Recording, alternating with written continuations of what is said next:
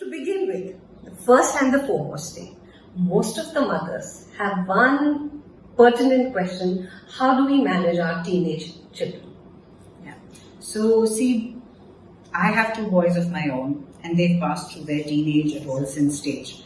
And it is very trying, it's very difficult, because suddenly a child who you are so used to giving instructions to, who has been following them to the T, now suddenly has a mind of his own, his or her, right? So the minute there is another adult in the room, you have to be very careful, mothers. You have to be conscious of that fact, and you have to understand that he is growing up, he is discovering his identity.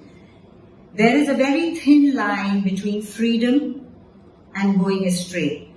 Parents generally focus on the negative part, saying, how can I suddenly give him so much of freedom? He's going to disregard me, he's not going to listen to me anymore. And times when the child is not listening to the exact precise instruction you've given him, you might see it as betrayal, you might see it as him being disrespectful. But that's not the case. The child also is getting used to this transition. It's a new stage for him. He is, like they say, testing waters. He doesn't know what's right, what's wrong. वो भी गलतियां करेगा, और आपको भी वो गलतियों को किस तरह नजरअंदाज करना है आना चाहिए. So the first and most important thing as a mother or a parent is that you have to keep your calm.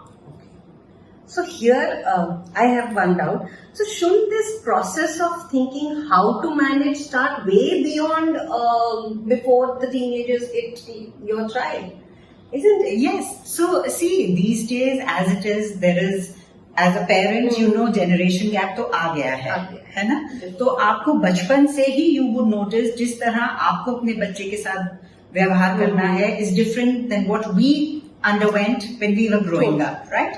So we are experimenting with our children right from the minute they are born, because the same standard fit doesn't fit them, the one we are used to, right? So वो बचपन से ही आप अपनी upbringing में थोड़ा थोड़ा improvement करते आ रहे हैं, and teenage में आते ही वो थोड़ा और highlight हो जाता है. Because now suddenly the child has discovered his voice, he is in touch with other children his age. Kids are coming from various backgrounds, different situations and challenges that they are facing. And suddenly the exposure for your child is huge. Not to mention the social media, internet, phones, everything. So the child is also experimenting, and you as a parent also are experimenting, and hence the chaos.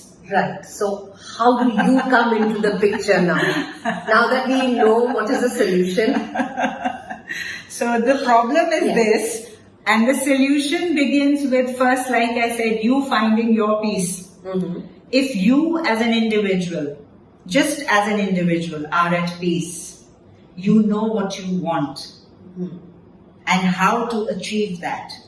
बहुत सारा उस equation में संतुलन, equilibrium आ जाता है. And once you are settled, you are a better participant, whether it's a discussion with your child, whether it's, a joint family sitting and deciding about something, problem solving, coming dilemmas and too many options and you can't figure out. If you are equally confused as your child is, it's just adding fuel to the fire. Disconnect gets over once you are at peace. Absolutely. Like if I'm coming here and my mind is not focused, I don't think so I can even frame a question for you, or even the answer from your side will be.